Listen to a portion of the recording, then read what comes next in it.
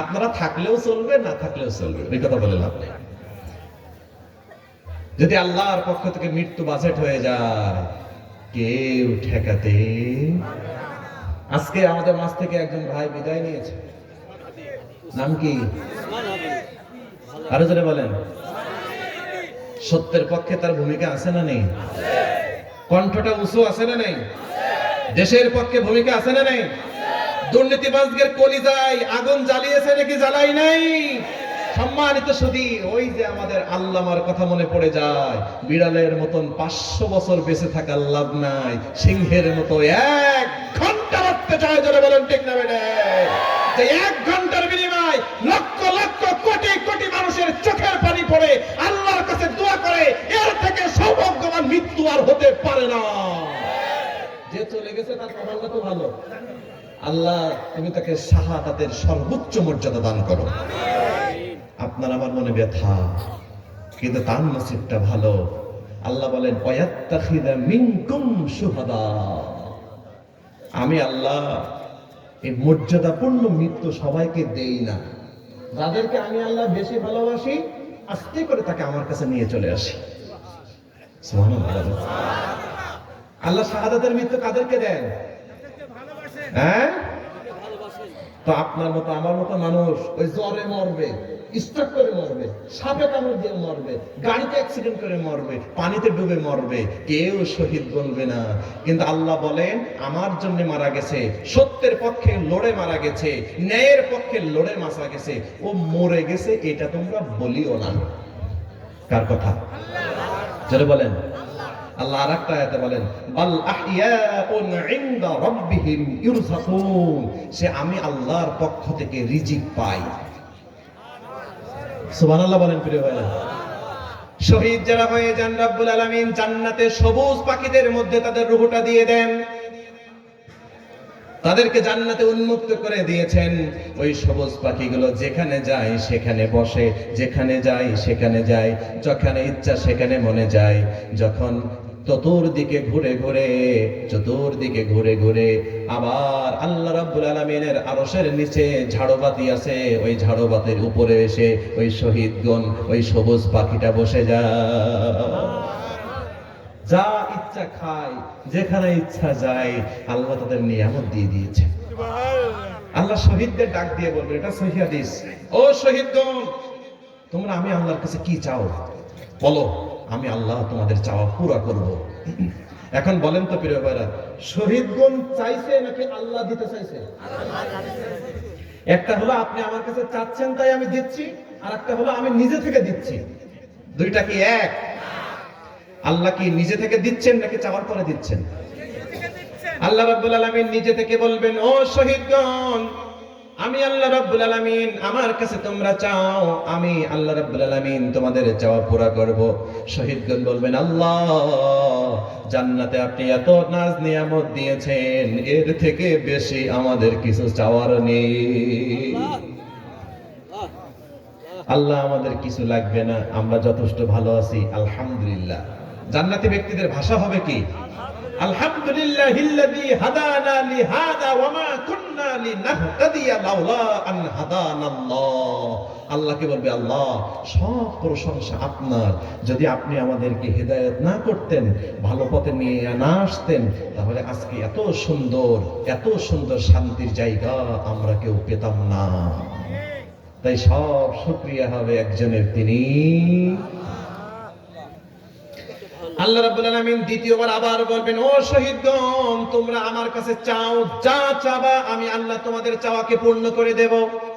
দ্বিতীয়বার আবার শহীদগণ বলবেন, রব্বুল আলামিন, আপনি আমাদেরকে যত নিয়ামত দিয়েছেন এটা আমাদের জন্য যথেষ্ট, আমাদের আর কোনো নিয়ামত লাগবে না।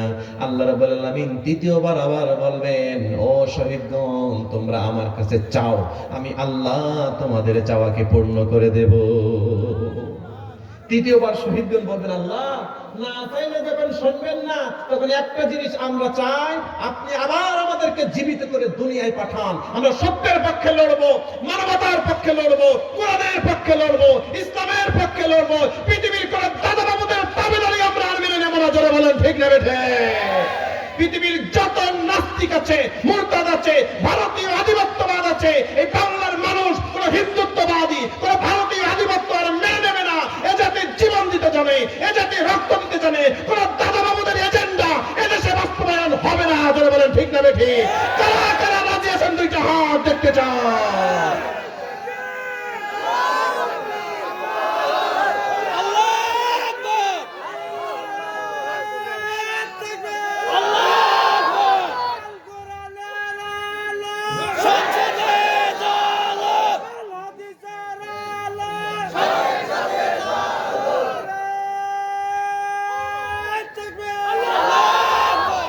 সম্মানিত সুধী, এ জাতি বহুত রক্ত দিয়েছে, এ জাতি জীবন দিতে শিখেছে, কিন্তু এ জাতি ভিনদেশীদের গোলামিত্ব এই প্রজন্ম মেনে নেবে না। একজন শহীদ হয়, একজন রক্ত দেয়, সেই শহীদের রক্ত থেকে লক্ষ শহীদের জন্ম নেয়। শহীদ কোন চরিত্রহীন ব্যক্তি শহীদ হয় না। দেখবেন যে শহীদ হয় এলাকায় তার একটা সুনাম আছে, সবাই তাকে ভালোবাসে, সবার সাথে তার সুন্দর ব্যবহার আছে। গ্রামের মানুষ, এলাকার মানুষ, দেশের মানুষ সবাই দেখে এত সুন্দর ভালো সন্তানটা সত্যের পক্ষে লড়াই করে জীবন দিয়েছে, আমরাও তার জীবনে উজ্জীবিত হয়ে সত্যের পক্ষে অকুত ভয় লক্ষ লক্ষ যুবক, লক্ষ লক্ষ মুসলমান দাঁড়িয়ে যায়। তাই এক শহীদের রক্ত থেকে লাখো শহীদের জন্ম হয়ে যায়। সুবহানাল্লাহ পড়ে। একজন ব্যক্তির রক্ত আল্লাহ এমন ভাবে কবুল করেছেন, নাম কি? আবু সাইদ। নাম কি? আবু সাইদ। তার রক্তটা আল্লাহ এমন ভাবে কবুল করেছেন, হাজার হাজার মানুষ জীবন দিতে অনুপ্রাণিত হয়েছেন। সবার রক্ত, ওই মুনাফিকের রক্ত আল্লাহ নেয় না। হ্যাঁ, কাফেরের রক্ত জীবন আল্লাহ নেয় না। দেখতে শুনতে খুবই সুন্দর, ভিতরের মুশরিক নিফাকি আল্লাহ ওর বেঈমানের রক্ত নেয় না। হয়তো রিজেক্ট মাল, যা কালো মানুষ, দেখতে সুন্দর নয়, চেহারা ভালো নয়, যশ খ্যাতি নেই, বংশমর্যাদা নেই, আমি তাকে বড্ড বেশি ভালোবাসি। এমনও ব্যক্তি আছে হাবশি গোলাম, আল্লাহ রাসূল মেরাজে গিয়ে জান্নাতে তার পায়ের আওয়াজ শুনেছেন। নাম কি? হ্যাঁ, চেহারা আছে, সম্পদ আছে। আল্লাহর হাবিব বলেন, ইন্নাল্লাহা লা ইয়ানজুরু ইলা সুওয়ারিকুম ওয়ালা ইলা আমওয়ালিকুম ওয়ালাকিন ইয়ানজুরু ইলা কুলুবিকুম ওয়া আ'মালিকুম। চিল্লায়ে পড়েন সুবহানাল্লাহ। আল্লাহর হাবিব বলেন, নিশ্চয়ই মহান আল্লাহ কারোর চেহারা দেখেন না, কারোর যশ খ্যাতি দেখেন না, টাকা পয়সা দেখেন না, বংশমর্যাদা দেখে না। রব্বুল আলামিন দেখে তার অন্তরটা, ঠিক না বেঠিক? যদি আল্লাহ চেহারা দেখতেন, বিলাল রাদিয়াল্লাহু আনহু জান্নাত পেতেন। আমার মতো এত পরিষ্কার বিলাল রাদিয়াল্লাহু আনহু, আমার ভাইয়ের মতো পরিষ্কার, আমার সারের মতো হইতে পারে নাকি? কেমন কালো? তো শুধু কালো না। আপনারা উমরায় গেছেন কারা কারা? একটা হাত দেখান তো। উমরা অথবা বড় হজ। মাশাআল্লাহ, আপনার আল্লাহ আমার ভাইদেরকে জীবনে একটাবার হলেও তুমি তোমার বাইতুল্লাহ জিয়ারত করতে যাওয়ার তৌফিক দান করো। তামান্না আছে তো? ইচ্ছা আছে? সম্মানিত সুধী, 50 বিঘা 100 বিঘা জমি আছে, পৃথিবীর সব দেশে যাইতে পারে, একবার মক্কা মদিনায় যাইতে পারে না, এমন ব্যক্তি আছে না নাই? ওটা এমন একটা জায়গা, টাকা থাকলেই যাওয়া যায় না, আল্লাহ কবুলিয়াত থাকতে হয়। আপনারা যদি কখনো উমরায় যান, হজে যান, হজে গেলে পৃথিবীর এত বৈচিত্র্যময় মানুষ দেখা যায় যে পৃথিবীর অন্য কোন জায়গায় যে এত ধরনের মানুষ আপনি দেখতে পাবেন না। শত শত দেশ থেকে মানুষ আসতেছে। আমি তো গত অক্টোবরে গেছিলাম, হাজরে আসওয়াদ একটু চুমা দিতে গেছি। কোন জায়গায়? হ্যাঁ,